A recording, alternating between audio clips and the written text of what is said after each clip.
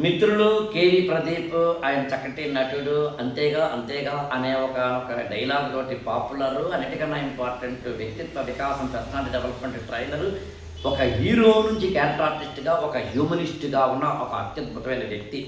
ఆయన ఈ మధ్యన తిరుపతి ఎయిర్పోర్ట్లో స్పైస్ జెట్ వాళ్ళు ఏదో ఒక అసౌకర్యం కలిగించారు కాబట్టి ఫ్లైట్ని క్యాన్సిల్ చేశారు కాబట్టి ఆయన ఆగ్రహం వ్యక్తం చేస్తున్న ఒకనొక వీడియోను వైరల్ చేయడము అనేది జరిగింది. దాని మీద ఎక్స్ప్లెనేషన్ ఆయన ఇస్తున్న కూడా ఒక వీడియో జరిగింది. నేను దాని మీద ఒక 2 నిమిషాలు మాట్లాడి ముగిస్తాను. ఏంటంటే, ఒక అసౌకర్యాన్ని ఒక సంస్థ కానీ, ఒక వ్యక్తి కానీ, ఒక వ్యవస్థ కానీ క్రియేట్ చేసినప్పుడు, అది గవర్నమెంట్ కానీ ప్రైవేట్ ఆర్గనైజేషన్ కానీ చేసినప్పుడు, ఇంకొక వ్యక్తికి తన ఎగుని, తన బాధ, తన పెయిన్ని వ్యక్తం చేసే హక్కు, అధికారం ఉండదా? This is one angle. క్రోధం వేరు, కోపం వేరు, ఆవేశం వేరు, ఆగ్రహం వేరు. క్రోధము అనేది వ్యసనంలోకి వస్తుంది, మన యొక్క వ్యక్తిత్వ హననానికి కారణమవుతుంది. కోపము అనేది అకారణంగా వచ్చేది. అలాగే క్రోధము కోపం కాకుండా ఆగ్రహము అనేది ఎదుటి వ్యక్తిని కరెక్ట్ చేసేందుకు వచ్చేది. ఆవేశం అనేది అన్కంట్రోల్డ్గా వచ్చేది.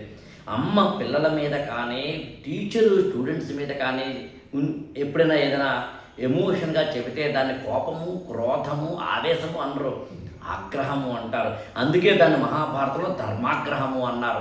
కేవి ప్రదీప్ గారు ఆ వీడియో చూస్తే మీకు అర్థమవుతుంది, ధర్మాగ్రహాన్ని ప్రదర్శించారు. ఇలా చెయ్యొద్దు అని చెప్పారు. ఒక 20 మందో, 30 మందో, 50 మందో ఒక ప్రయాణికులు హఠాత్తుగా ఫ్లైట్ క్యాన్సిల్ అయితే, రాత్రిపూట ఫ్లైట్ క్యాన్సిల్ అయితే ఎక్కడికి వెళ్ళాలి, ఎలా వెళ్ళాలి, ఎన్ని ఇబ్బందులు పాలవుతారు, అది యాజమాన్యం చూసుకోవాల్సిన అవసరం లేదా? అందుకని అది ధర్మాగ్రహం కిందకి వస్తుంది. పర్సనాలిటీ డెవలప్మెంట్ ట్రైనర్లకి కోపం వస్తుందా అని చెప్పి కొంతమంది కామెంట్స్ పెట్టారని కూడా కేవీ ప్రదీప్ గారు దాని ఎక్స్ప్లెనేషన్ వీడియోలో చెప్పారు. ఎందుకు రాకూడదు? రోడ్డు మీద ఎవరైనా అడ్డంగా బండ్లు పెట్టేస్తే పర్సనాలిటీ డెవలప్మెంట్ ట్రైనర్ కాబట్టి మూసుకుని కూర్చోవాలా?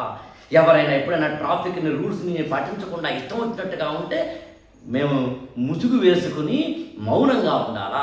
ధర్మాగ్రహాన్ని ప్రదర్శించాల్సి ఉంటుంది. ఆగ్రహం, ఆవేశం కట్టలు తెంచుకునేలా ఉండడానికి మేము సపోర్ట్ చేయడం లేదు. కానీ ఒక పెయిన్ చెప్పాలి, ఒక బాధను వ్యక్తీకరించాలి, ఒక ధర్మాగ్రహాన్ని వ్యక్తీకరించాలి. కాబట్టి నేను కేవీ ప్రదీప్ గారు చెప్పింది రైటే అంటున్నాను. కానీ ఉన్నందులో ఆగ్రహావేశ క్రోధ కోపాలు లేని సమాజాన్ని సృష్టించుకోవాలి అంటే ఎవరి డ్యూటీ వాడు చేయాలి. ఇతరుల యొక్క షూస్లోకి మనం కాళ్ళు పెట్టి ఆలోచించాలి. ఇతరుల వేదనని అర్థం చేసుకునే సంవేదన హృదయం మనకి ఉండాలి.